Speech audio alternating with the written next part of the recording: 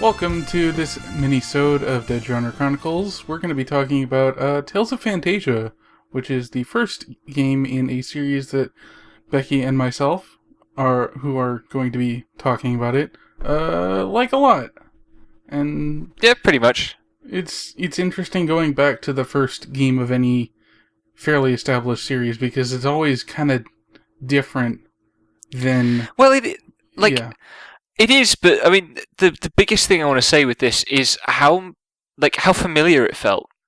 Because I mean, okay, we both played the PlayStation version, which is a port, and it is a tweaked port. Like they changed the combat controls to be more in line with the rest of the series.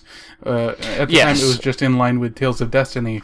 Yeah, and so that felt familiar because it was kind of reverse engineered to be familiar, but everything else about it as well was really familiar.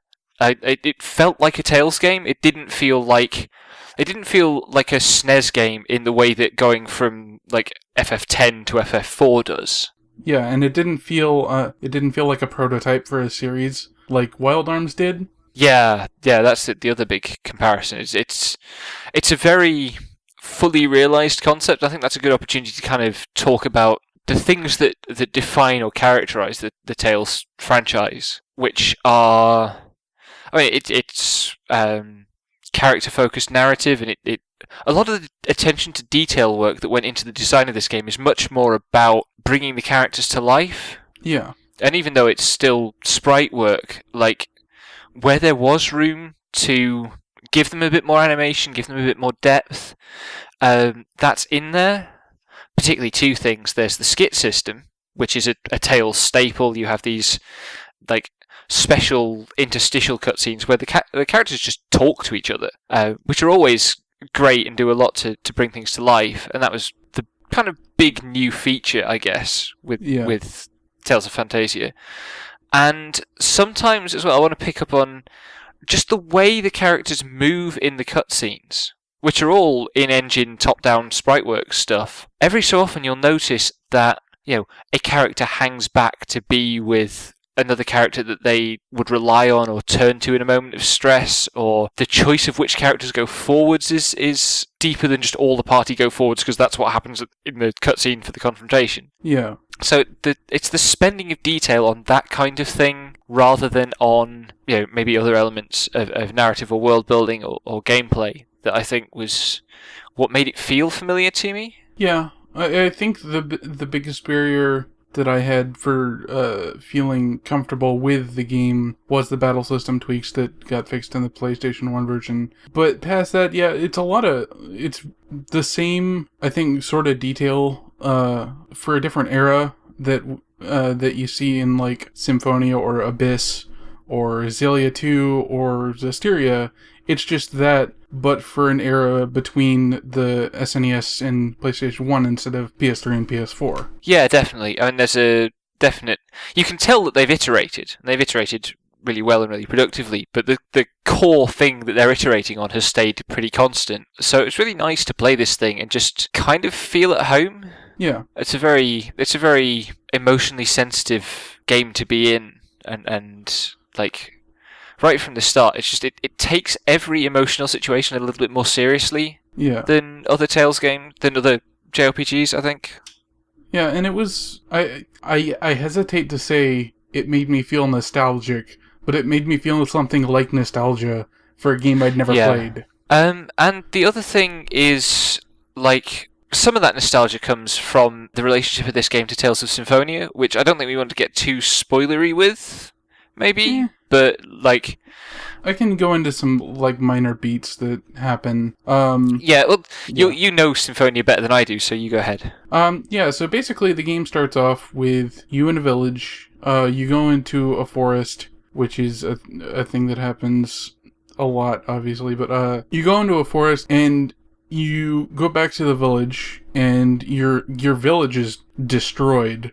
Everything's on fire. And, you go out to seek vengeance, but the same thing kind of happens in Tales of Symphonia. There's more layers to it, obviously, but your home village, Isalia, gets attacked and lit on fire, and you are exiled despite, like, most of the villagers surviving, unlike in Phantasia, where the entire village is just razed to the ground. Yeah, and there's a lot of, for reasons that become evident as you play both games, there's a lot of shared terminology, so it invokes a lot of the same things. There's a lot of adopted Norse myth terminology. Yeah. And, Symphonia, I think, was your first Tales game, it was definitely mine. Yeah. And so, like, feeling nostalgic for it, for us, is grounded in something. It's not just that it's that familiar as a kind of play space, but also the values of the design seem to be the same. Yeah.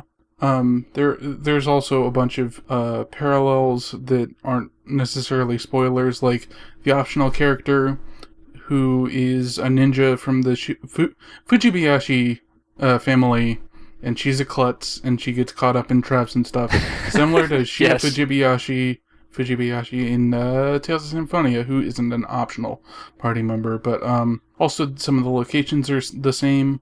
The elves have their village that makes an equal appearance in Symphonia, like to the point where I'm glad they kept it as faithful as they did because of how elves are supposed to be like portrayed as having extreme longevity. It's really good. Yeah, the way that Symphonia recreates this SNES game space from Phantasia is just incredibly careful. Not just in terms of having more or less the same layout, because it's not the same layout at all, but having perfectly translated the kind of interaction that you do in the space in Phantasia into 3D and a generation or two later of consoles. It's a really, really earnest way of building the relation, I think, or a really well thought out way of doing it. Yeah. I wasn't expecting to see quite so many direct references that I would recognize from Symphonia, since it was such a gap in creation in in the world. But and like the whole thing is, I believe Symphonia is a far-flung prequel to Phantasia. So there's things like when you go and you have to make this legendary sword to defeat the final boss and make sure he's defeated. The whole thing is you have to gather 2 swords and a ring to make the legendary sword. And those 2 swords and the ring are plot items in Symphonia for entirely different things. Like they are 2 parts of the Material Blades set. One is Flamberge and one is the Vorpal Blade, which is the sword of ice or fire and ice, respectively. And it's just little things like that kind of pile up. And this game it's really a shame we only got this in the West, like, legitimately on the Game Boy Advance, and in 2006, no less. Yeah. It's weird to me that it's that obscure, because, like, I mean, the fan-translated PS patch that we played is very, very good. Yeah. It's also only 2 years old. Yeah. Which shows occasionally because of the memes. That fucking crab. But I'd beat that crab. I can't believe you didn't beat the crab, you waited the crab out. Because you can't fight the crab. You can't flip it over and strike its weak spot for massive damage. Like in ancient Japan battles in ancient Japan. Oh my god. 2006 memes in a 2013 translation of a 1998 game. Yeah. But, like, play the fan patch. The fan patch is great and it emulates really well. And we should probably actually, if we're going to encourage people to play the game, we should give a couple of caveats. Yeah. Because it is still a SNES game in some ways. Most notably, there are times where it just doesn't tell you where to go next. And there are puzzles that are a pain in the arse. A few of them. And the combat encounters are kind of unforgiving. Watch out for spellcasters. It's very old school D&D where you want to take out the spellcasters as soon as possible or they will kill you. Yeah, the spellcasters are a bit ridiculous. And the other thing I would say is when you're in an area effect damage exploring a dungeon, get out of it because those can actually kill you and wipe your party out. Yeah, they very, will very not stop quickly. at 1 HP. Not to mention, they're usually doubled up, like the floor itself and the room will double up and hurt you twice as fast as you think. Yeah, they suck. They suck a lot. But yeah, so be prepared for it to be a bumpy ride. I think if you have a guide to hand, then it's still very playable. And the combat, like, provided you can control the spellcasters, which is just a case of getting to them quickly, because once you get to them, you can lock them down. Provided you can control the spellcasters, it's alright. There aren't many other reasons to be afraid, except maybe the final boss is a bit sneaky. The final boss is rough. I will say this. If you're like level 60, you can beat him, but you're going to be relying on luck. And also, the final dungeon is a fucking mess, like all final dungeons are. Final dungeon's bad. That's a pretty stable Dead Genre Chronicles opinion, I feel. An increasingly stable Dead Genre Chronicles opinion. Yeah, it's particularly bad because there's no way to warp out, because it's an SNES game, and fuck you. Yeah. If I could get to the end and then, like, warp out to go buy stuff, I would be okay, but also, that game doesn't want you to do that. Yes. Well, I mean, that's because the limit on your items is really tight as a deliberate choice, which is it's another thing that's, like, very Tales. You know, Final Fantasy, your item cap is 99 and nobody cares. Whereas Tales games, it's always been 15, and that is a meaningful limitation. Except and it's not unique to Tales, but... It also wasn't, like, a meaningful limitation because all the enemies dropped orange gels and rune bottles. That means I got free pineapple gels, and I just healed everybody with Nurse. Fair enough. It's a little endgame nonsense, because endgame nonsense is grand. Also, everyone had fairy rings because those things just fly out at enemies like candy. Yeah, the game is generous with loot. And also, if you're going to play it, get a list of what you can use a rune bottle on and what it'll turn stuff into. Because holy crap, that system was not well thought through for the internet age and everybody having guides for everything. Yeah, what I basically did was, if I had rune bottles to spare, I would just, like, save, go through my stuff and pour stuff on other stuff and find out what made what. And I ended up with some pretty cool, like, items out of that. Like, sometimes if you buy an item, you can just pour a rune bottle on it and make it better at, like, a nominal fee. But... yeah. So, like, what else do we want to say about this game? Besides play it, it's really good. Which it could be said of basically the entire series on some level. Legendia. That's why I said basically. Fuck, that game is going to be a nightmare to get through. Yep, but I think, like, if you want to go back into if you want to, rather than starting with the recent entries that have been just spectacularly good, if you're interested in the history, there's nothing to be afraid of with going and starting with this one. Yeah, also... I really wish that more people would play it, because it's the series roots, and it gives basis to a lot of stuff that spreads throughout the series, and it's kind of a shame that basically no one I know, except for, like, a few odd ones out, has ever played a game before Symphony in the series. And Phantasia is particularly bad because it was never legally released outside of Japan until the terrible Game Boy Advance version. And then no one wanted to play that because it's a terrible Game Boy Advance version. And yeah, I mean, the Game Boy Advance does not have enough buttons for this game. Yeah. Frankly.